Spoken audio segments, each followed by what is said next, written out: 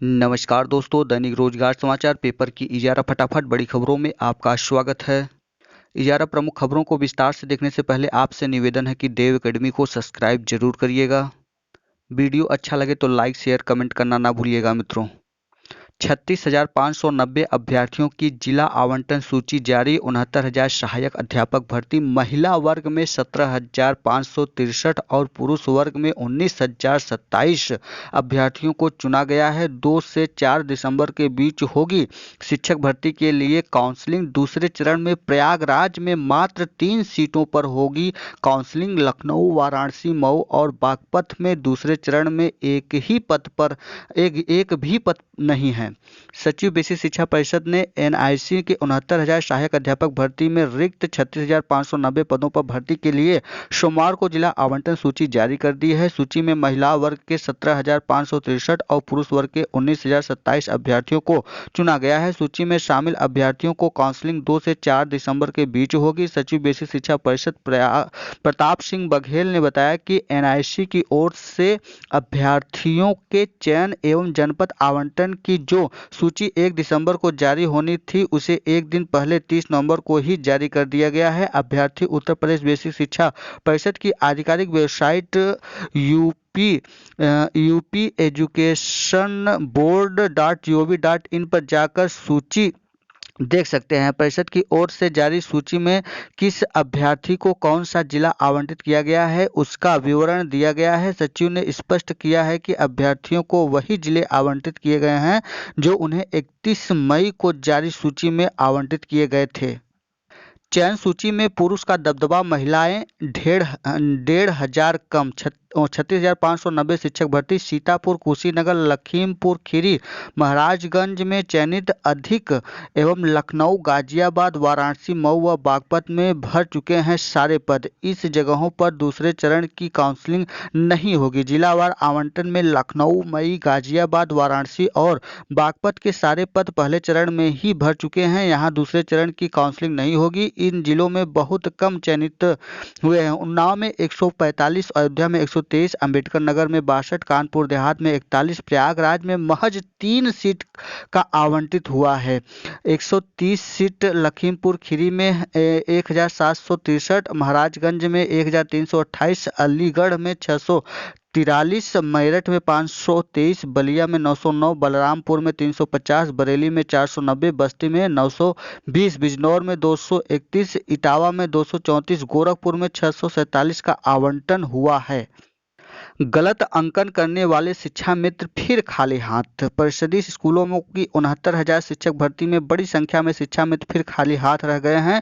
जिन्होंने लिखित परीक्षा उत्तीर्ण की है लेकिन कॉलम में शिक्षा मित्र का उल्लेख न होने से उन चयन से बाहर हो गए थे। बेसिक शिक्षा मंत्री ने उनके रिकॉर्ड में बदलाव करने का आदेश दिया था लेकिन उनका अनुपालन नहीं हुआ। परिषद 1 जून को 67,867 जिला आवंटन सूची से ही काउंसलिंग करा रहा है, इसीलिए उन्हें निराश होना पड़ा है। आरओ परीक्षा 2016 में माइनस मार्किंग के खिलाफ याचिका दायर हो गया है। भ्रष्टाचार मुक्ति मोर्चा का आरओ परीक्षा में हुई अनियमितता आयोग का दावा। नियमों के तहत परीक्षा कोर्ट में देंगे जवाब। सिपाही भर्ती फर्जीवाड़े में 2 के खिलाफ चार्जशीट दाखिल। कर्नलगंज में लिखा गया था भ्रष्टाचार अधिनियम का केस। डॉक्टर की नहीं मिली संलिप्तता। सिपाही भर्ती 2018 मेडिकल परीक्षण में रिश्वत लेकर अभ्यर्थियों को पास कराने की शिकायत मिली थी। हाईकोर्ट वन रक्षक भर्ती के रिक्त पदों का ब्यौरा तलब। खाली पदों पर मेरिट से नीचे रहे अभ्यर्थियों को नियुक्ति देने की मांग। पॉलिटेक्निक दाखिले का आज अंतिम मौका है। पॉलिटेक्निक में दाखिले के लिए छात्रों के लिए काउंसलिंग में पंजीकरण कराने के लिए मंगलवार सुबह 9 बजे तक ही अंतिम अवसर बचा है। इसके बाद पॉलिटेक्निक की काउंसलिंग खत्म हो जाएगी। यह कॉलेज की सीट लॉक करने का आखिरी चरण है। इलाहाबाद विश्वविद्यालय में दूर की जाएंगी शिक्षकों की कमी। कुलपति नवनियुक्त कुलपति प्रोफेसर संगीता श्रीवास्तव ने संभाला कार्यभार। शिक्षकों कर्मचारियों को दी समय का पाबंद होने की नसीहत। भरे जाएंगे तृतीय श्रेणी एवं एमटीएस के 400 पद। नवनियुक्त कुलपति ने कहा कि शिक्षकों के साथ इलाहाबाद विश्वविद्यालय में तृतीय श्रेणी एवं एमटीएस कर्मचारियों के 400 से अधिक पद खाली हैं। इसे इन पदों को भरने के लिए जल्द ही विभागवार जानकारी जुटाकर भर्ती प्रक्रिया शुरू की जाएगी। उनका कहना था कि कर्मचारी एवं एमटीएस के पद खाली होने से कई विभाग में काम ठप होने की नौबत आ गई है। हर व्यक्ति पर 400 रुपये खर्च करेगी सरकार, टीके की मिलेगी 2 खुराक। पीएमओ तक पहुंची फाइल, करीब 20,000 करोड़ का बजट तय। परिषदीय स्कूलों में होगी यूपी के इतिहास और संस्कृति की पढ़ाई। अगले शैक्षिक सत्र से कक्षा 1 में लागू होगी एनसीईआरटी पाठ्यक्रम। नियंत्रण कक्षा खोजेगा राज, क्या पढ़ाया आज। परिषदीय विद्यालयों में पठन पाठन का माहौल जानने के लिए खोले जाएंगे नियंत्रण कक्ष। विधान परिषद की 11 सीटों के लिए मतदान आज। 72 जिलों में सुबह 8 बजे से 5 बजे तक होगा मतदान। 199 प्रत्याशी आजमा रहे हैं किस्मत, सुरक्षा के कड़े इंतजाम। पंजीकृत मोबाइल रखें वरना एटीएम से नहीं निकलेंगे रुपए। नई व्यवस्था, पंजाब नेशनल बैंक के एटीएम में 1 दिसंबर से शुरू हो जाएगा वन टाइम पासवर्ड सिस्टम। रात 8 से सुबह 8 बजे के बीच 10,000 से ज़्यादा रकम निकालने पर लागू होगी व्यवस्था। यूपी 8080 2 भर्तियों की कार्रवाई आज से बढ़ेगी आगे। एक भर्ती में शारीरिक दक्षता परीक्षा, दूसरे में होगा इंटरव्यू। बाल विकास विभाग के निदेशक के आदेश को दी गई चुनौती। संविदा कर्मियों के विनियमितीकरण पर निदेशक के आदेश को चुनौती। बाल विकास विभाग में कार्यरत कर्मचारियों ने की नियमितीकरण की मांग। लक्ष्य 32,000 लाभ, महद 1200 बालिकाओं को। कन्या सुमंगला योजना, कदम कदम पर कोरोना का बहाना बना रहे हैं अफसर। आवेदन का नहीं कराया जा रहा है सत्यापन। अफसरों का तर्क, स्कूल बंद होने की वजह से नहीं हो पा रहा है ऑनलाइन आवेदन। योजना का लाभ पाने के लिए यह है मानक। अभ्यर्थी का परिवार उत्तर प्रदेश का मूल निवासी होना चाहिए। लाभार्थी का पारिवारिक वार्षिक आय अधिकतम 3 लाख से ज़्यादा न होना चाहिए। परिवार की अधिकतम 2 ही बालिकाओं को योजना का लाभ मिल सकता है। लाभार्थी के परिवार के अधिकतम 2 बच्चे ही हों। यदि किसी महिला को पहला प्रसव से बालिका है और दूसरे प्रसव से 2 जुड़वा बालिकाएं होती हैं तो वह योजना का पात्र ही होगा। यदि किसी के अनाथ बालिका को गोद लिया है तो उसको जैविक संतान एवं गोद ली गई संतान को सम्मिलित करते हुए 2 बालिकाओं को भी लाभ मिल सकेगा। लाभार्थी को धनराशि वितरण का श्रेणीवार वितरण।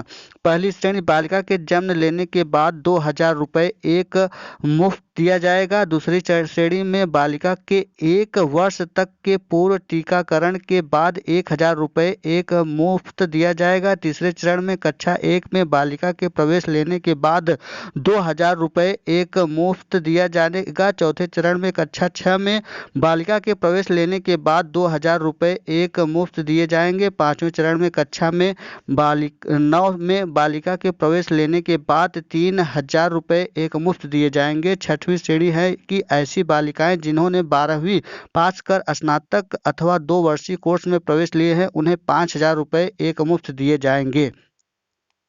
हेड मास्टरों को स्कूल प्रबंधन की ट्रेनिंग देंगे, तैयारी शुरू हो गया है। प्रशिक्षण 1 साल का होगा। इसे जनवरी से शुरू करने की योजना है। प्रधानाध्यापकों की वार्षिक आख्या में भी इसे वरीयता दी जाएगी। यूपी बोर्ड परीक्षा की तैयारी शुरू। ऑनलाइन होगा 10वीं और 12वीं परीक्षा केंद्रों का निर्धारण। 5 दिसंबर तक सूचनाएं ऑनलाइन करने के निर्देश। सत्र में भी बीईओ के हो सकते हैं तबादले, जल्द शुरू होंगी प्रक्रिया। विवादों के चलते तबादले की महसूस हो रहे जरूरत, आदेश मिलने पर तबादले की खुली रहेगी। समूह ग की प्रारंभिक परीक्षा ऑनलाइन कराने की तैयारी। अधीनस्थ सेवा चयन आयोग यूपी 8080 जल्द पूरी करेगी प्रक्रिया। 30 लाख के आसपास अभ्यर्थी प्रारंभिक परीक्षा में बैठने की उम्मीद। 38,000 से ज़्यादा पद प्रदेश में इस समय रिक्त बताए जा रहे हैं। भूमितियों की सम्मानित करेगा बोर्ड। 1921 बना इंटरमीडिएट शिक्षा अधिनियम 1 अप्रैल 2022 को अधिनियम प्रयुक्त हुआ। 1923 पहली परीक्षा का आयोजन हुआ। 1973 में सबसे पहले मेरठ क्षेत्रीय कार्यालय की स्थापना हुआ। 1986 में वित्त विहीन मान्यता प्राप्त करना शुरू किया गया। 2001 में अग्रिम पंजीकरण कराने की व्यवस्था लागू हुई। 2002 में पहली बार प्रमाण पत्रों पर मां का नाम छपाना शुरू हुआ। 2003 में इंटरनेट पर परीक्षा फल उपलब्ध होना शुरू हुआ।